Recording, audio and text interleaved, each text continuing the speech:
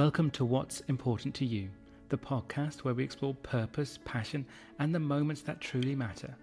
I'm James Dean, and each week I sit down with inspiring guests to uncover what drives them, inspires them, and what's important to them. Today we explore what it really means to be a great man in today's world. My guest shares his journey from struggling with anxiety and self-doubt to helping men develop their mental strength, self-awareness, and confidence to define success on their own terms. We talk about identity, fear, vulnerability, relationships, and why many men feel pressure to carry everything alone. You'll also hear about the importance of honest conversations, the role of coaching in men's lives, and a powerful mindset framework known as the inner wolf. Today, we find out what's important to Lee Daly. Hi, Lee. Thank you so much for joining me today. No problem at all. Glad to be here. Yeah, glad to be chatting. Absolutely. Right. We're going to dive straight in, Lee. Looking forward to this. So, Lee, what's important to you? Yeah, beautiful. So what's important for me for the last couple of years, but absolutely the last couple of months, is that I am looking to help create and forge great men from good men. I love to help good men who want to be great fathers, great brothers, great friends, great leaders in their careers. Because for me, that's always been a huge thing. When people ask you your goals, it's nearly always been, for a long part of my life, I want to be a great man. That word great man means so much to me. So I'm on that journey. You know, I decided long ago I was going to stop saying that I'm not there. I've decided that I wasn't going to say, oh, I'll be a great man when. You know, that's kind of limiting. And what often happens with the clients I work with, because I'm a men's coach, is they'll say, okay, I'll be a great man when I achieve this. And then we achieve it. And we're like, I could have done that faster. I could have done that better. Actually, I'll be a good man here. And we raised the bar. So I very quickly learned, okay, I got to decide I'm a great man first. And then let my behaviors follow. And I'm on that journey of saying, okay, I'm a great man and I want to be better. So that's where I am now. And I love helping men with that. Yeah. Love that. No, because I think it's definitely, just to resonate on that, is one of those things that I've been kind of in a similar way working through a mindset or a shift in the sense of to be content on the day, but willing to be ambitious for tomorrow. But that being accepting of who you are right now and going, I am as good as I can be today, but that doesn't mean that I'm not wanting to be a little bit ambitious tomorrow or try and to grow tomorrow. Yeah. I think sometimes we can be kind of thinking that the whole thing of when that happens, of when, and putting it off versus, like, again, I could be happy, I could be etc. when versus what if I was those things now, but still strive for the next. That's killer. That's good. That's such a great way of explaining it, actually. Yeah. Well, I'm content in today, but what was the last part? But I'm ambitious for tomorrow. Yeah, I like that. Because what we're always trying to do, well, I won't say always, me, I find it hard to say to someone, hey, you're perfect just the way you are. Yeah. I know where people are coming from that. They want people to be more gentle with themselves. I love that. But when we say perfect, that tells someone that, hey, I don't have anything to change. And when someone feels in their heart that they want to grow and they want to progress, and as humans, we want progress. It's built into our freaking DNA. That can kind of leave you stumped. Like, oh, I'm perfect, but I still don't feel right. So that's one side of the equation. And then the other side of the equation is, oh, like I'm terrible and everything is wrong. And I think your phrase finds a nice place in the middle there where it's, hey, I'm contented where I am. And the way you actually explained it, I'm doing the best I can right now today. Like, you know, we all know some of our mistakes come from past experiences, our childhood and everything. We're doing the best we can with our past life. And as long as we're looking to say, look, I'm going to try and be a little bit better, that's such an amazing mindset to have. Incredibly hard to have. Absolutely. You know? And that's the thing as well. And I'm sure you've experienced as well. This is like, it doesn't mean that it's easy. It doesn't mean that it doesn't take work and effort. And I was chatting to someone yesterday as a recording, and the word that comes up quite a bit as well is also that word of intentionality. Okay. You know, it's having something behind it, that there's a reason you're doing it. So I want to make sure I bring it back to what you said though at the start, though, in a sense of from good to great and a great man. And you said it was something that was always there with you. Tell me more about that, in a sense of, how did you come to thinking, one, I want, to be a great man, but then to then share that with others? Yeah. So to rewind the clocks, I was really anxious. I was a really anxious teenager. I had a big fear of failure. was prominent in me for a long time as a teenager. Like, for example, in secondary school, my first year in secondary school, so maybe I'm 12, 13, we have 12 exams. I got 9 A's.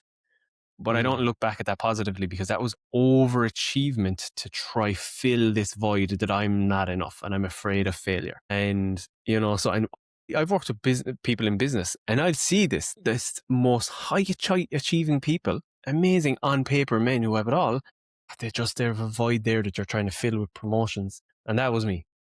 And nobody, and I'm a fantastic family who would try to connect with me, but I just couldn't. I couldn't open up. So then I started, you know, and before school, I might puke if there's a big exam coming up. My body was starting to take a toll on my body, because your body keeps the score. You know that phrase, your body keeps the score. And if we build up this anxiousness and all these bursts of adrenaline, it's like when dogs shake when they're afraid. That's somatic response, like, oh, get this adrenaline out. I don't need it anymore. We don't have that now as humans. So that built up my body until I started to get they're like onset panic attacks, but they were like auditory. So I would start to hear things very differently. And like if a car was passing, it would sound like it was racing down the road. And it was just basically my body's way of telling, hey, like the cracks are starting to show here, pal. You got to slow the F down. And my grandmother, an amazing woman, was able to connect with me by she would ask questions. She would leave the door open. She wouldn't judge. You know, in Ireland, there's this thing that someone asks you, how are you? You say, I'm grand or I'm fine. And actually, it's probably in England and everywhere as well. She had an amazing way of saying, no, really, how are you? Like, I actually want to know, how are you? I'm not asking just because. Yeah. And over time, I began to open up to her. And I remember I had one conversation where I said, look, I have these things that I'm hearing about, like things sound weird. And I remember after that conversation, and maybe one or two more, I think, I never got panic attacks since, or these early onset panic attacks. Never. And that was my first cue that, oh, she didn't change my situation. Like, these things I'm fearful for, they're still there. But just explaining that to someone has actually helped me. Whoa, what? That's crazy. And that started it. And I think, and then subconsciously, because now it's very easy for me to articulate, I didn't understand that had happened at the time. Yeah. Forward on like only 5 or 6 years, and a lot of people start opening up to me, telling me about really serious things they haven't been able to open up to other people about. Like, you know, maybe they suffered abuse in their childhood, maybe they were suicidal in their childhood, maybe all of these really heavy things that's happened to them. And it's only now that I'm a bit older and I start reflecting on that, and I'm wondering, how did I get here? And I'm asking myself that same question you asked me that. And I think it was probably because I learned, okay, if I'm a little bit vulnerable here, it helps me. So I was doing it for me to open up to people. And then other people started being like, oh, if he can do it, I can do it. And this is only in one-to-one conversations. I mean, these are little microcosms of vulnerability. And people started opening up. I started realizing it. And I mean, that started a whole thread of, I went into a software engineering degree. It wasn't really for me. Again, I was doing the overachieving thing. I was getting the promotions, but they're empty. I would celebrate that day, and tomorrow I'm going in just for another promotion. This can't be it. Yeah. So I started looking into coaching. At the same time, I started volunteering with a crisis line here in Ireland, where young people in Ireland and men and women can ring up and talk about whatever they need to talk about. And I said, okay, this is a bit of me. And I loved it. Like, there was a phrase that a mentor of mine was saying. He used to do a different type of volunteering. And he said, volunteering is the most selfish thing I do. And I understood it. I'm like, there was a part of me wasn't even doing it for the people on the phone. I got so much from it. Yeah. And fast forward a couple of years, and I get nominated and awarded Volunteer of the Year in Ireland and Volunteer of the Region a couple of years in a row. And I'm thinking, we have these really interesting scenarios where I'm working my ass off here in a software engineering degree, getting the promotions here and there, but not feeling like, I'm really working for the hard. And then I have this scenario where I feel like I'm not putting any effort in with the volunteering, and I love it. And they're saying that I'm great at it. Yeah. So I said, okay, I think something needs to change here. So that started me into my coaching career. Love it. And what I love the dichotomy of the two things that you said there as well. And I very much resonate with that in that space of even with myself in a previous career within financial services, working through it, achieving promotions, getting a brand name within the company, all these sorts of things. Yes. But again, that sort of, when truth be told, that I didn't care. If you really sort of put me to the task on it, and that's when I again was getting into various things and trying into coaching and doing I think that was the thing for me, was once you get into something, that the willingness to try something. and thinking that if it doesn't work out, it doesn't matter, that I could try something else, and keep, that willingness to go in on something, try it. And if it doesn't mean that has to be it either. You can keep going. You can keep navigating those spaces or doing those different things. So I like the fact that it's also the one side of it is a volunteer perspective. So in theory, unpaid. Yeah. The other side of it is something in theory that's potentially well paid or paid, and the joy or the fulfillment you're getting out of those two different scenarios, you couldn't be more stark. Yep. So if you bring it fast forward to the coaching side of stuff, what then made you want to work specifically with men? Yeah. So let me paint you a picture. On a Tuesday, I would do volunteering in the evening. And I'm speaking to often men. Interestingly enough, we would have different groups of people that we would go into the office and listen during the volunteering. And interestingly, certain people just happen to keep getting the same calls. Like women would often get other women who've been maybe abused or something like that. And then I got a lot of men ending up chatting with me. And these were men that were just down on their luck. There was nothing wrong with them, but like situations, like especially when they're young men, they haven't even had that chance to mess up too bad yet, but life has just really handed them a rough one. So I'm chatting to these lads on a Tuesday evening. On a Wednesday morning, I'll go into work and I'm talking with an executive, because at this point I've now transitioned, like the 4 years have changed in between I made the decision and I actually became a coach. Now I'm an executive coach coaching leaders in this company. So I'm going in the next morning coaching people who are up here.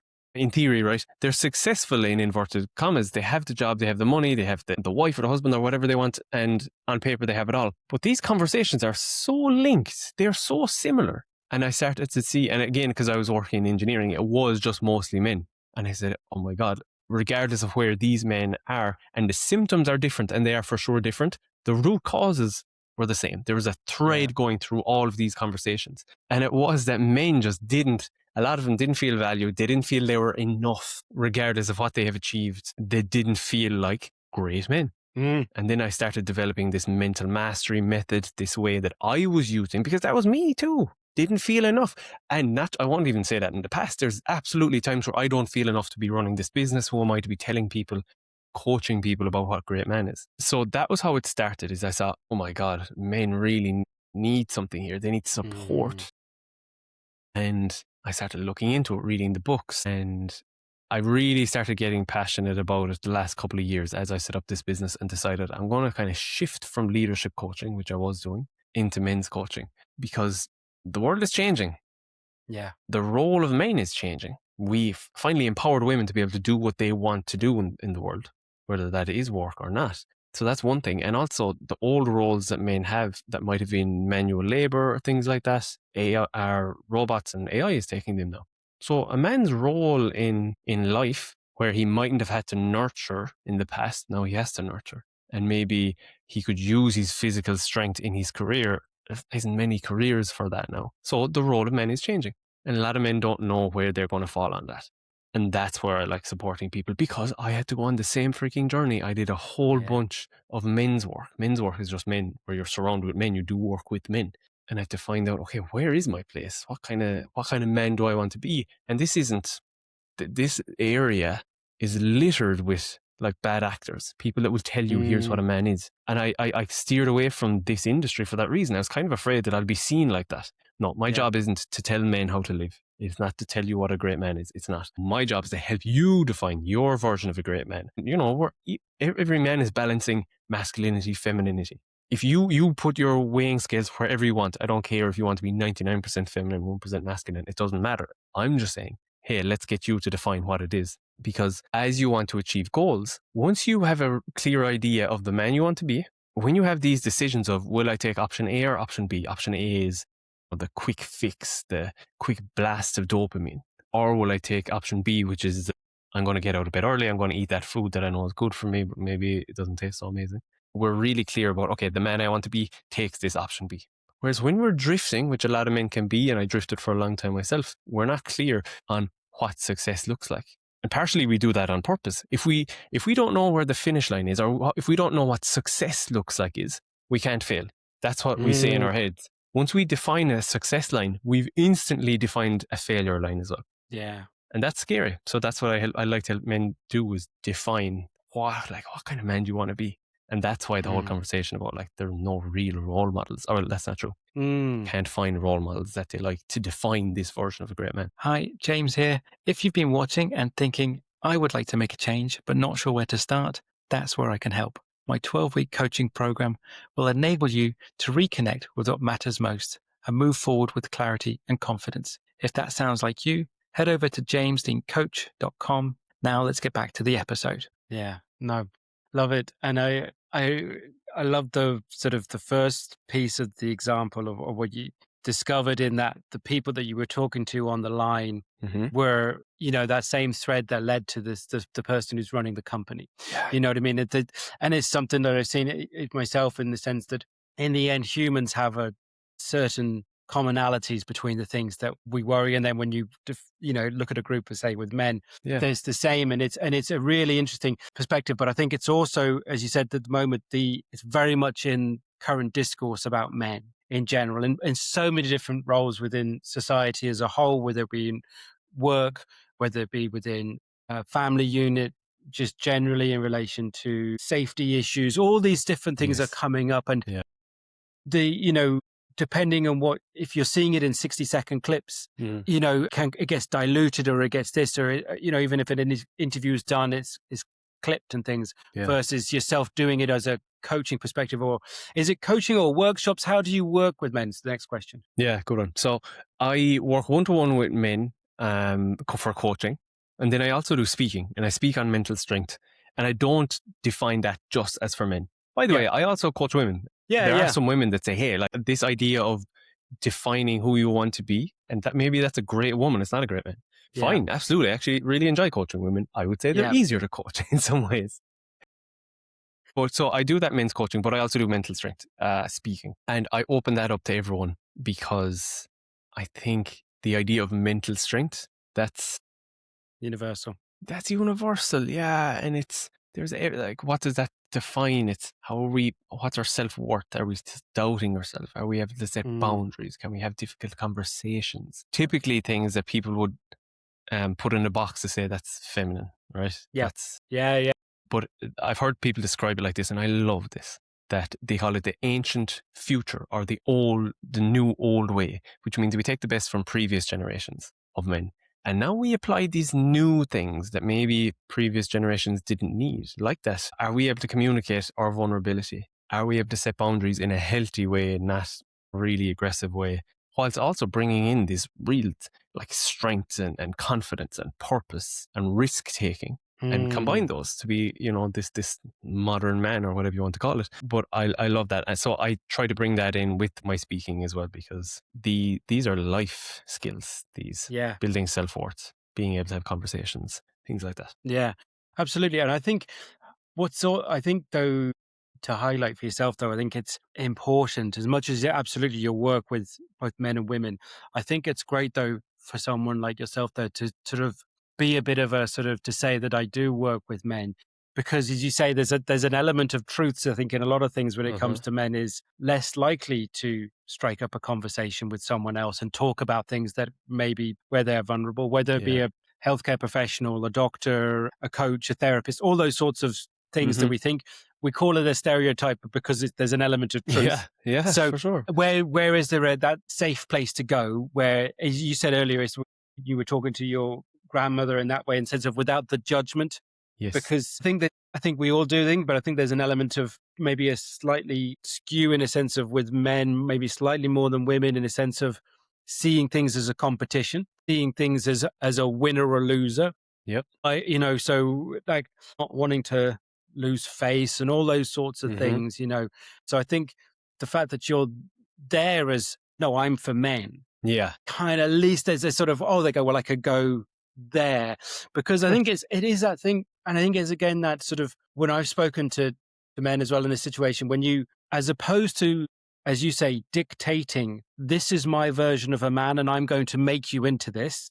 It's no. What's your sort of belief in that? Or what are the things that are you believing that are maybe not longer serving you? I think as well, it's that thing of like, because I'm sure you've come across where there's people who are behaving, or the things aren't going because they believe, a man is XYZ.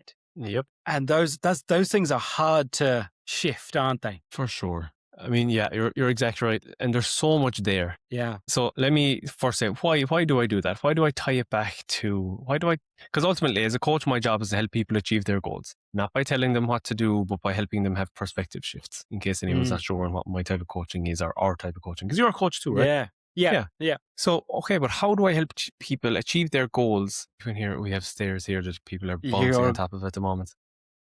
So why trying to achieve your goals, how is that being helped by defining the kind of man you are? Like, how are these things connected? And it's because we know that the best way to achieve your goals is to tie it to your identity, tie it to your values. If we look at the most successful people, and whatever you define success as, most people can look at athletes and say, okay, they're successful because it's a meritocracy. They all, they define their sport. They are their sport. I am insert that sport. They feel that is them.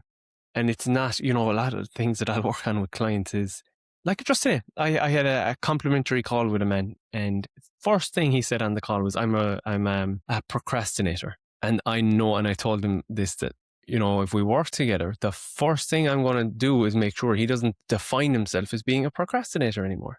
Because now he's made that part of his identity. And as long as he keeps doing that, he's going to follow that. I hate public speaking. Yeah, for as long as you keep saying that, you're going to hate it. Absolutely. Now, just by saying it, and it's not about, because someone else has said this to me too, that, if I just say I love public speaking, that's lying. That's true. And I'm not about lying to yourself either, but maybe there's a balance here in the middle, and we said, so the way that he's going to say it in future is, sometimes I procrastinate, but sometimes I can be super disciplined, which he can. The dude has done amazing things. But as long as he defines himself as a procrastinator, in that moment where he has to do something, his identity that he's defined says, we procrastinate. We're procrastinators. Yeah, that's it. I won't make that decision. So that's why I'm really big on helping you define the type of man you are, and then tying it to your goals. What do most men want? We want financial freedom, which is to say we want autonomy, and we want to be able to provide for the people we love. We want, to be honest, a lot of us want hierarchy and status, but if we dig deeper than that, we want to belong and we want to feel safe, is what that actually means. And that's the same. That's why we want the nice house. That's why we want the car, because that shows status and hierarchy. But if we just look past the surface, that's we want to belong, and we want to feel like we are successful, and often we'll take the shortcut to that by saying, okay, success is the car and and stuff like that, but it's not. We've taken a shortcut, but we've not got to the core of it, which is I want to feel like a great man. I hope that makes sense. Does that make sense to you, James? No, absolutely it does. Yeah, because it's again, for my own reflections on it and my own sort of perspective of where I've working through. Again, it's that where I said earlier about the whole thing of content and ambition and how you compare those two together. It's also how do you, from my perspective, how do you pair the internal with the external? So it's not, because I think there can be an element of, materialistic can be then seen as a negative. The fact that you want to have a nice house, or you want to have a nice car, you want to go on holiday, et cetera, could be seen as you're self-absorbed and all you care about is money and stuff and that. Versus if you're happy in that, you won't need any of that stuff. And it's like, well, you can have a bit of both. Like, it's like, let's not bullshit ourselves. Yeah. It's like my thing in the sense of where I was like working on this sort of stuff or working with people was like, it's okay to define success in some ways of a standard of living that you want to be able to live. Mm-hmm. You know what I mean? So it's like, don't shy away from it. If there's a certain amount of income that you want to be able to enjoy and provide and have these things, great. But there's also, how do you then achieve that in a way that gives you fulfillment? So because you said it was shortcut, and I love that. He's like, you can get all those things, but what is it costing you in the job that you hate? Yeah. Or the role that you don't like, or whatever it is. So are you willing to kind of then adjust those things for something that you really care about and build up? It's not an either or to me. It's how do you bring them closer together and accept that some things might take a little bit longer, or you might not get it all. That's the big challenge. And especially when it comes to men, though, going back to what we said before, is like, but be willing to do it despite that it's like the whole thing of fear of judgment. People will. Yeah. In some ways, you've got to just go, well, I'm doing it anyway. Yeah. It's hard, but that's the challenge. I'm so glad you brought that up. You're dropping some wisdom here, James. And I'm going to take note because I don't want to forget it.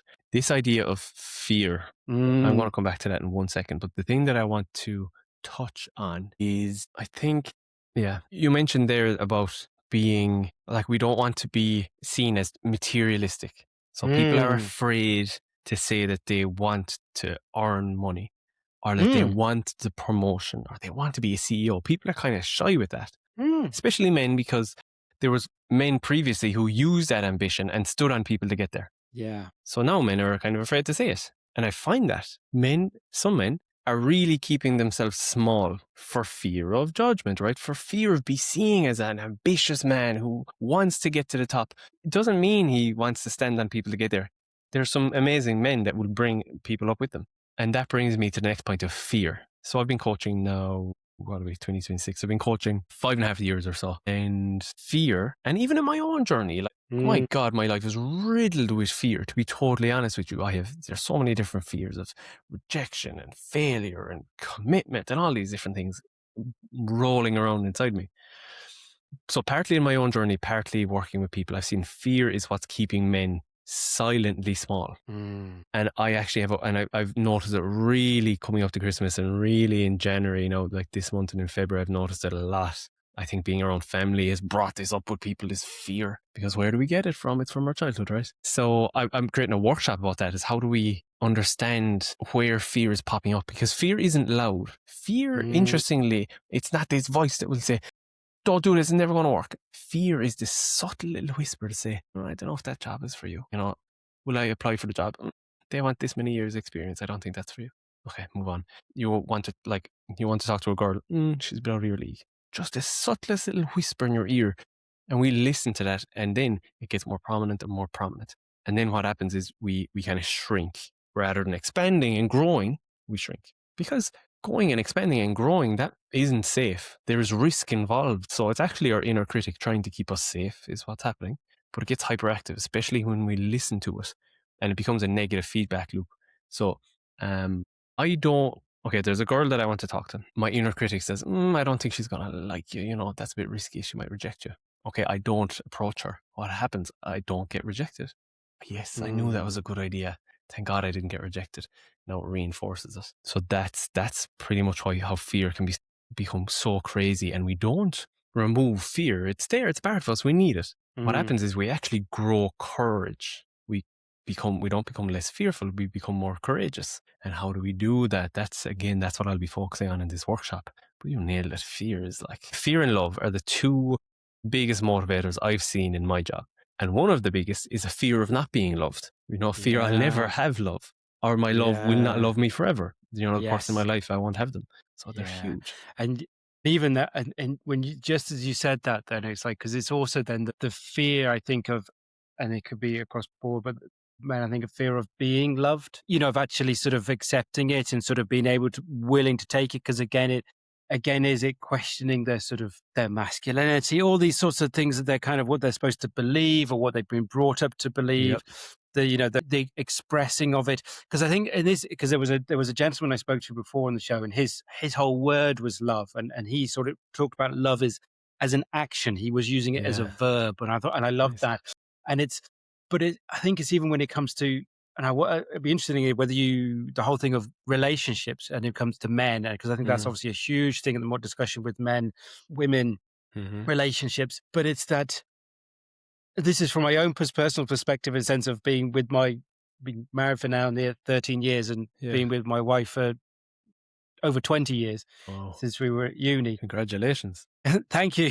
That's a big one. It's like, yeah. So it's mad. Like was it 2002 we met? So we had 26 or 24 years. We would have been together. But I think it's in some ways, it's like my sort of, without obviously giving too much away about my wife, but it's like, again, it's all about conversation. It's all about willing to have challenging conversations, difficult conversations.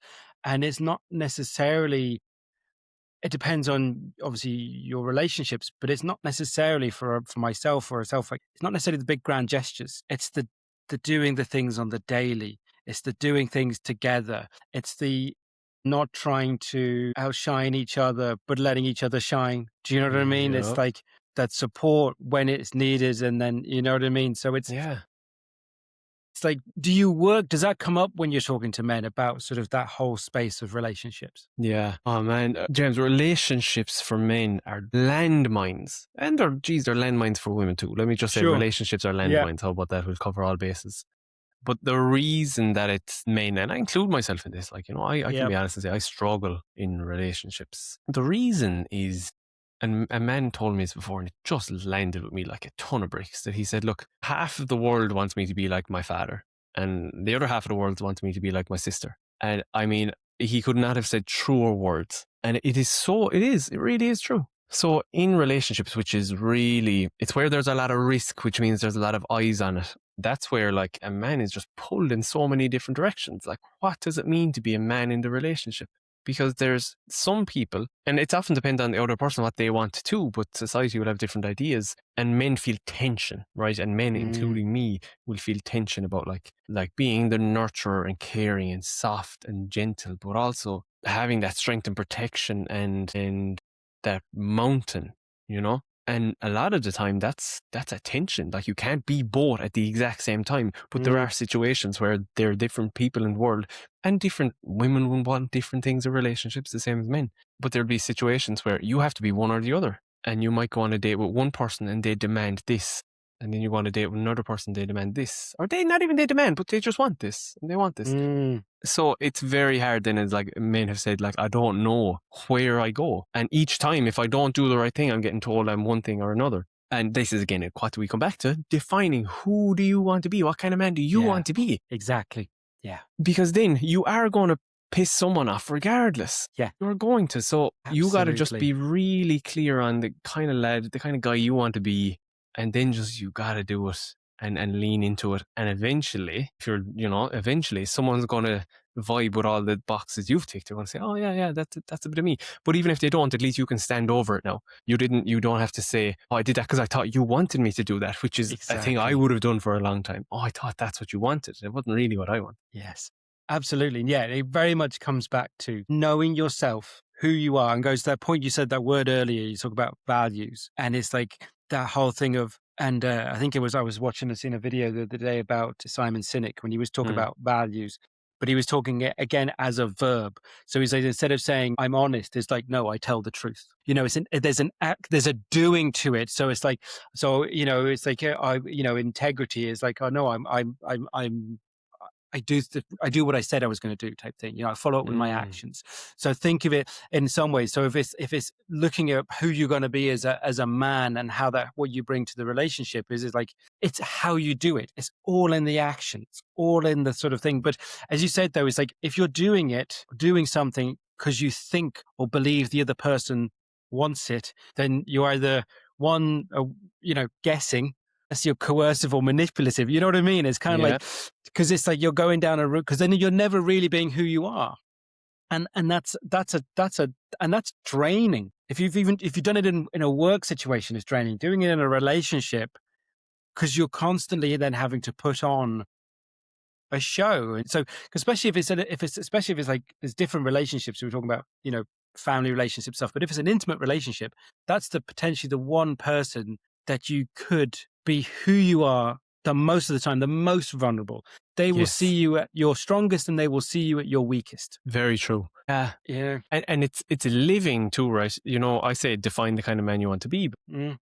You said there earlier, you can pick a career, but that doesn't mean it's constant. That's going to shift as you shift. So the idea is we do change as people. Totally. So we define this thing for here, now, today.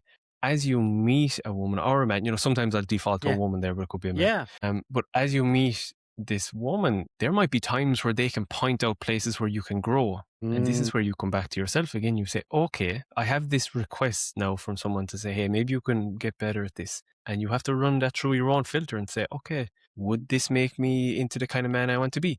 And that's the question I say to people.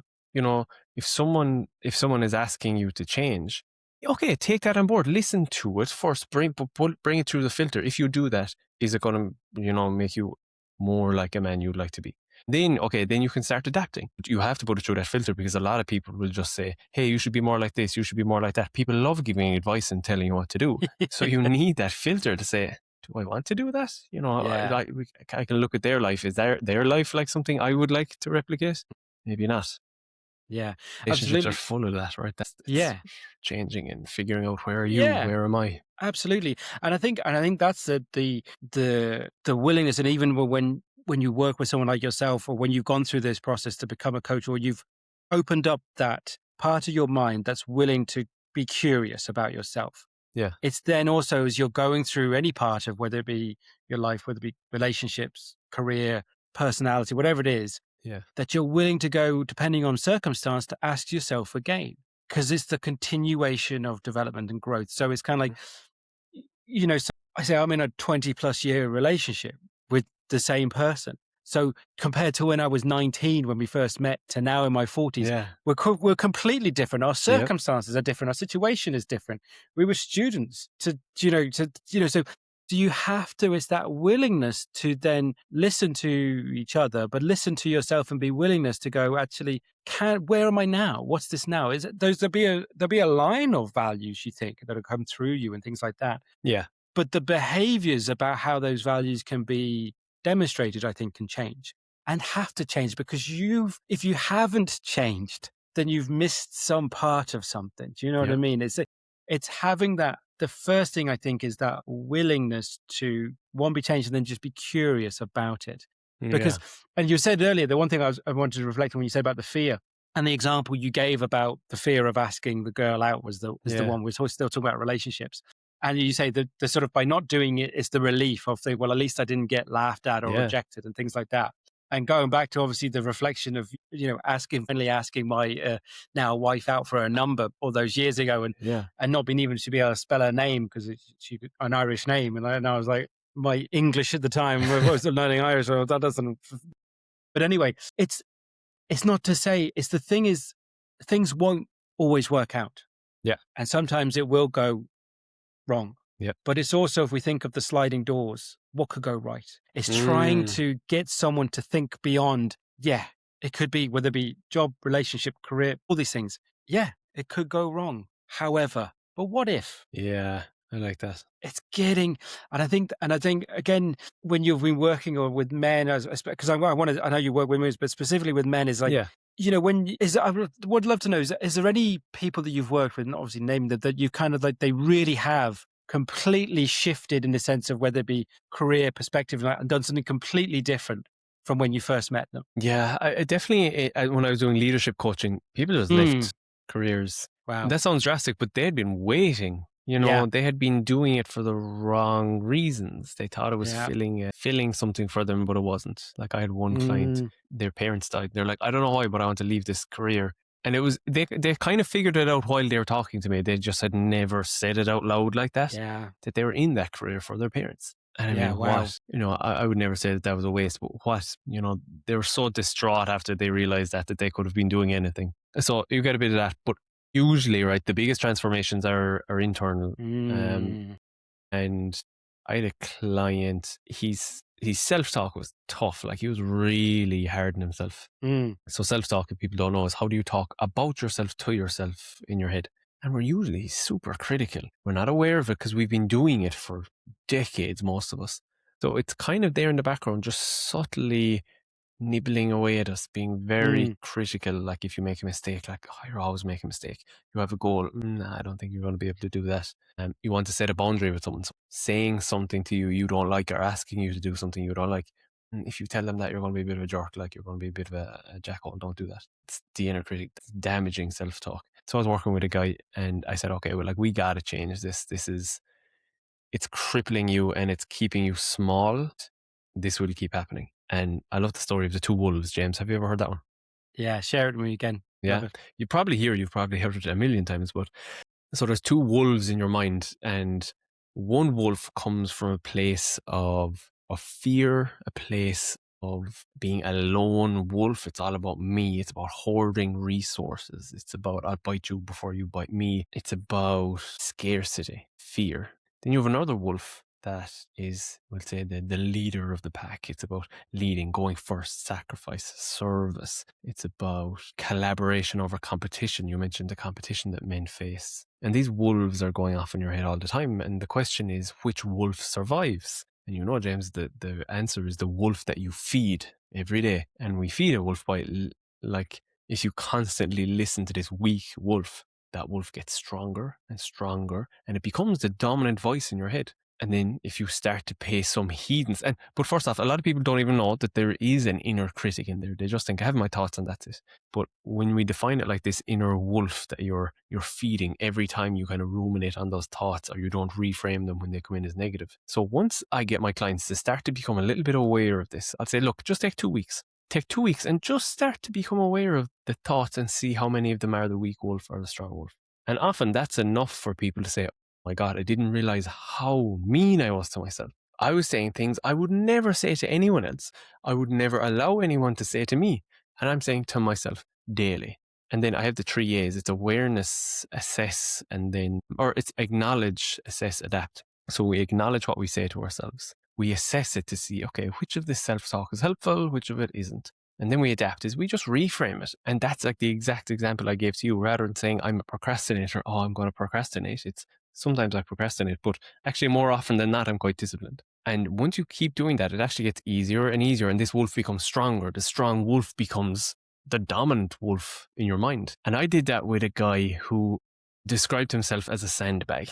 You know, we were doing this visualization of what kind of man he feels like. And he had this image of a bag of sand. Do you know when there's flooding and they just put bags of sand on the doorways? That's what he felt like. And that stuck with me. And I said, what kind of man do you want to be? And he had like the image of Superman with the like back straight and chest out going like this. I said, okay, amazing. I want you to, as you're being really critical of yourself, imagine this idea of a sandbag and Superman. And which mindset do you want to have? And I said, this is going to take a long time, right? Don't expect any external results for a long time, but you might get internal results, you know, maybe 6 months or so. Within 4 weeks, he had 2 people saying to him, you seem different. You seem more confident. I like this. Because it was like a sponge to water. He just soaked it up and his mind was so ready to not be so critical of himself. He had been guilting himself and shaming himself. Men have such a capacity for guilt and shame. Often it's the sins of the father, right? That's a phrase for a reason, is we're feeling guilt and shame for things we didn't do. Now, but I do want to say there are bad men out there that are doing bad things and should be dealt with properly. But men out there that feel guilt and shame for things they didn't do, or even, you know, I didn't wake up in the morning when I should have. And they kill themselves on that all day long. And once they release that and you give them a bit of structure about how to reframe doesn't mean lying to yourself. People think it's this woo-woo hand-wavy stuff. No. It's not. It's just, you know, we're very careful at how we talk to children because we know how we talk to people matters. It will influence the kind of people we are. So when you start to reframe your mind, you can achieve different things. We know that if you're afraid of the dentist and you think about going to the dentist, your brain actually like fires in a way that you're in the dentist. It doesn't know whether you're thinking about it or not. Yeah. And that can make you sick if you keep making yourself stressed about something. But what we don't know is the opposite is true. If you think about think about yourself positively as you are as a man, that can actually make you healthier. And that can make you change your behaviors. Yeah. Thanks for sharing that one. Because that was in a sense of like, because the fact that it's obviously come from someone, talk about a visual, the whole thing of when you said like he felt he was saw himself as a sandbag. And it's almost just like, so what I had there was, they said like something that's just dumped on the side, only used sparingly. In the worst case scenarios, just there to soak up the crap from other people, from something else that's outside their control, and just, you know, then wet and sodden and just lying flat as well, isn't it? It's just versus the opposite of it.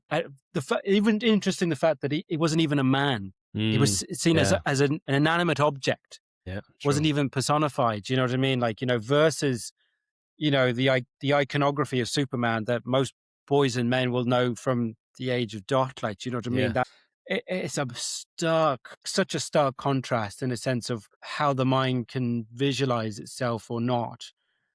And but then the point that you're saying though is like, by working on oneself and understanding the acknowledgement, the assessing, the adapting, as you said there, is like, in some ways his situation didn't change. Correct. because you know what I mean? In sense of 4 Correct. weeks, it wasn't like, oh, he suddenly got a brand new job and Nope. got a brand new partner Nothing or changed. whatever. It's just his own perspective on himself, which just shows how powerful it is and how needed it is. Yep. Do you know what I mean? And again, it's that, you know, even power. I was even sort of feeling it's like how impactful that must have been for himself to say that out loud. Imagine that, yeah. You know, to really be truthful with oneself that's hugely powerful. Yeah, and I was surprised coming into this. I coach men quite differently as I coach women, obviously. Well, maybe not, obviously. Men don't want to be just like fluff. They're really sensitive to that. And there's all these words in coaching that are really flowery, like emotional fluency is like, how in touch are you with your emotion? If you say emotional fluency to a man, like you lost him. The eyes are glazing over. But when I'm working with men, it's no BS. I'm going to call you on your stuff. Again, I had another call with a guy this morning who might be coming on as a client, and he said, I just need to go do it. At the end of the call, he was like, I just need to go do it.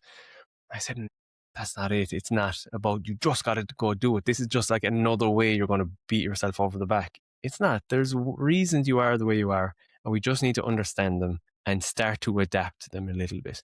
But I just got to go do it. We all have a little bit of that in us, but it's not. And sometimes I just had to say to him, no, like, hold on, stop. It's not that anymore. It's not. You just have to go do it. That didn't help you in the past. It's not going to help you now. Well, probably at some point it helped him. That's why he has it, but it's no longer helping him. Yeah. No, I think it's because it's interesting in sense of that mindset, and I have to quickly share something else with it because it depends. Everything is, I think, situational and circumstantial. Yeah. So you know what I mean? Like, so, and how things can serve you and that mindset might still serve you, but only if the circumstances allows it. Because it's like the other day, like, and we just started getting some brighter evenings here in Ireland now, and finally the rain, a break in some of the rain. Yeah. And I do triathlon, and I hadn't really been able to get out running this year so far because timing and just the rain. And it was the other night, it was late evening, and it was that sort of, oh, will I go? Will I not? And there's one I wanted to go to, which is don't think, just do. But it only works in that situation. When you know what I mean? It's only when it's like, I know it's like, because it's just to kind of push me to something that I know is good for me. I want to do it. And that when it's just in that moment of hesitation or procrastination. Yeah. But if you're kind of wound up as it is, and you don't know who you are, and you just keep trying to plow through, that's when it's not as helpful. Correct. It's having something else where it's like, is it a pause? Is it a sort of a breathe? Is it a breath? You know what I mean? So it's so much is dependent on where someone is at any given moment in time, isn't it? You're exactly right. And you'll be so surprised whether someone needs like a fire lit under them. And that's sometimes when it's like, hey, JDI, just do it. Sometimes they need that. If maybe think of an example, sometimes I'll have clients who will blame someone else. Like, hey, all my problems are because of someone else. Yeah. Or I can't do X because of Y. And it's like, okay, let's talk about this, right? Sometimes they need a bit of G, but then someone else needs a little more empathy with themselves. They need a little less shame, a little less guilt. But once you start to tweak on that and lads let you under the cover and you can see kind of, okay, what's going on in their mind, the success comes so much faster because these lads, I'm so lucky to be able to work with them. They will hit the ground running and they will launch. Like there's so many times where I've said, look, I don't know how fast this stuff is going to move now, right? So don't expect like big things in 2 weeks. Lads will come back after like a couple of weeks and they'll say, I'm after doing this, this and this, and I can't believe I'm after achieving it, because they've been locked internally by something, or they've been locked by, there's inner tension, so they're stuck. Once they unstick themselves, man, the goals just seem to happen as a secondary. Yeah. They just need that little unlock. And it's very hard to unlock yourself. It's like that phrase from Alan Watts, you can't look at your own eyeball or taste your tongue. You can't touch the tip of this finger with the tip of this finger. So it can be very hard to do it yourself. So having a coach just to, not to tell you what to do, but just to help you unlock some of those mindsets that you might not even be aware of are there, it's a game changer. Yeah. Yeah, because I think that's it's a really valid point there, because I think there's this element of, and it's not to sort of the whole thing of generalizing, but I will in that way, that most people have that energy, work ethic, want to achieve, to have that sort of drive. Yep. But it's just being potentially misdirected. And it's because it's going towards the thing that they don't necessarily really care about. So if you untap, or as you say, unpick and enable them to sort of connect with themselves a bit better and understand themselves a bit better, they go, Jesus, you know what I mean? Then they go, I am driving down the right road, or whatever analogy, you know what I mean? So massively. Yeah, I know.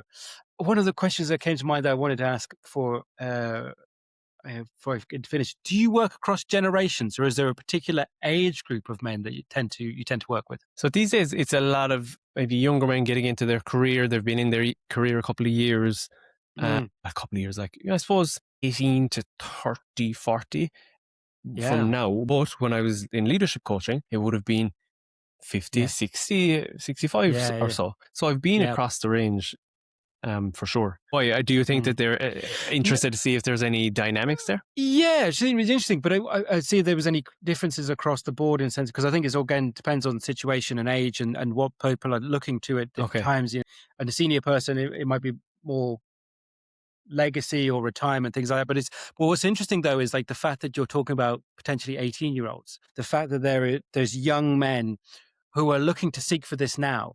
So from my own, again, I didn't start looking into sort of real sort of coaching personal development until I probably hit about 30.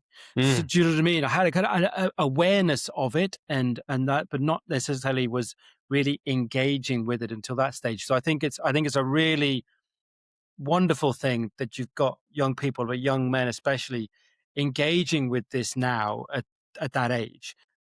Because especially you only reflect now someone who's now, I'll say, the right side of 40.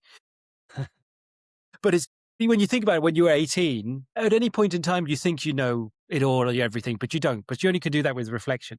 So it's not to say to an 18-year-old that you don't know anything, because I think that's patronizing.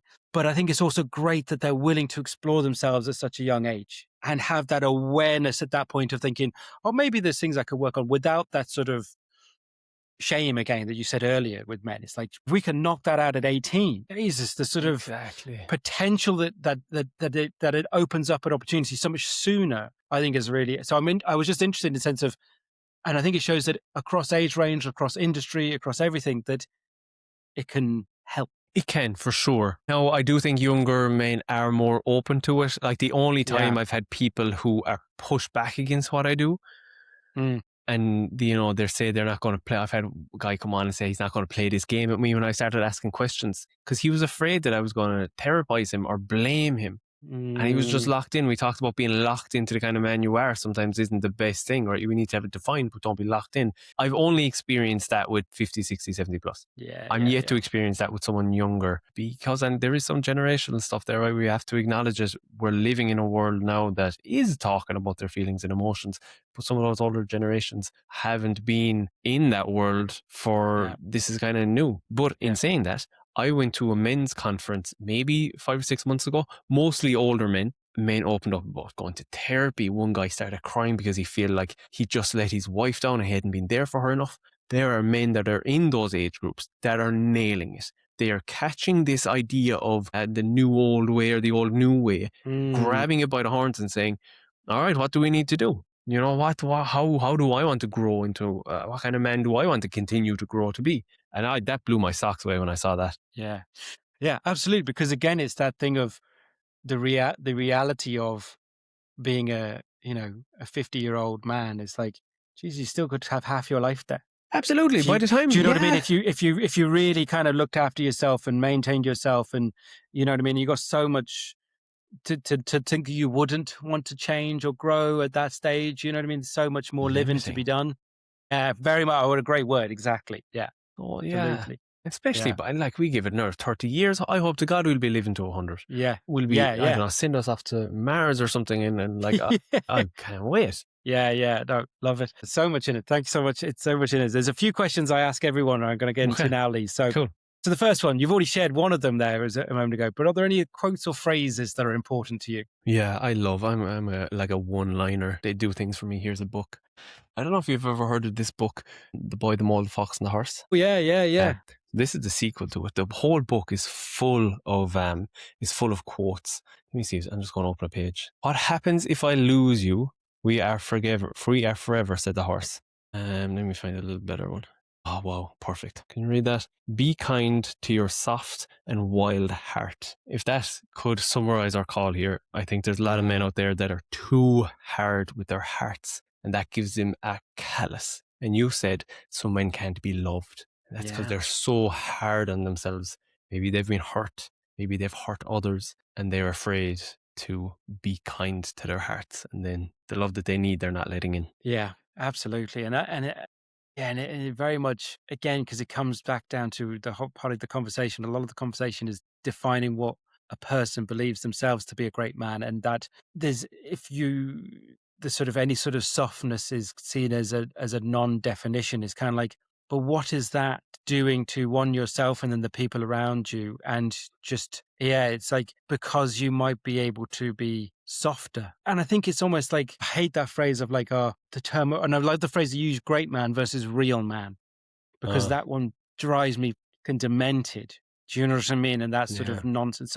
So I think it's, that the willingness to sort of, or openness to have that softness and that definition of great versus real. I think it's clear difference to me. And one thing I'd love to add to that too, because we've talked a lot about the more, that's at the minefield here, the more feminine quotes, things, like nurturing and caring and supporting. Yeah. But also, I'm a big believer in we got to be strong. I'm not trying to create weak men either. I'm not creating men here that don't have boundaries. I'm helping to forge, not creating men, but I'm helping to forge men that can be ambitious, can set goals. Go and do it. Set boundaries if people are treating you in a way you don't want to be treated. Have difficult conversations with people. And so I don't want people to think that I'm all just about the softer side. No, there are a lot of men that I've worked with too that actually are maybe, and I was like this, I was maybe hyperactive on the softer side, being in a coaching career, which is predominantly this kind of talking stuff. So I need to do some work on getting a bit hard. Letting people like, hey, no, you can't walk all over me anymore. And that's actually a journey I'm on now. Setting boundaries with people, having integrity, saying that, hey, if I need to communicate something to someone and it's coming from a good place, their reaction, I can't be concerned about that. People pleasers.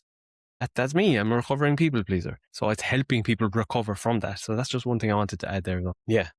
A contentious one for some people, I don't think so. But a contentious one is Jordan Peterson. I find him really good. I really like his books. I really like the message he puts out there. Some people don't like when I say that, but this is, look, I'm owning it. Other people's reactions don't necessarily care for me in this one. Yeah. 12 rules for life. I know. Yeah. Or completely. Nailed it. Yeah. Simplistic. Yeah. Mm-hmm. Yeah, exactly. Yeah. Totally agree. That's it. Yeah. Because one person said it, they don't like it. But if someone else said it, they would actually love it. And we all do that a little bit. There's definitely people that if they said something, I'd be like, ugh. But then if someone I like said it, I'd be like, oh my God, that's just dropping genius. Yeah, So I agree. We need to all grow up a small bit. No, I think that's a good one. That one, I'm going to sit with that one. Yeah.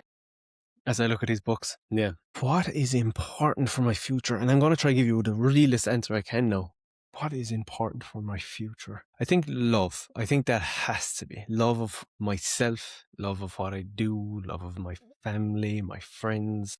It doesn't have to be this esoteric Valentine's Day love, but just, I love this struggle or I love my own journey from the past. If you can start tying stuff for me, if I can start tying stuff back to that and listen to that from my body, tends to become, things tend to go better. Very esoteric answer to your question, but I'd say that's it for me. That's what's present at this moment anyway. Yes, sir. Yeah, I'd love for people to, if you like 2 scoops of what I'm talking about, I'd love for you to just set up a call with me if you go to leedailycoaching.com, or even if you go to Lee Daly on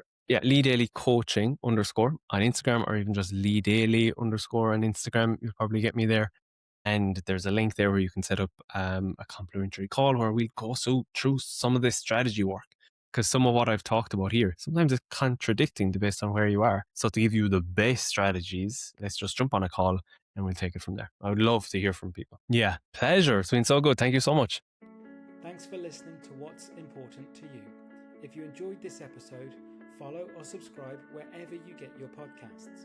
And if it resonated, share it with someone who might need it too. I'd love to hear your thoughts. Leave a comment or ask a question, and let's keep the conversation going. I'm James Dean, and I'll be back soon with another real conversation to help you reconnect with what truly matters. Until then, take care and stay curious.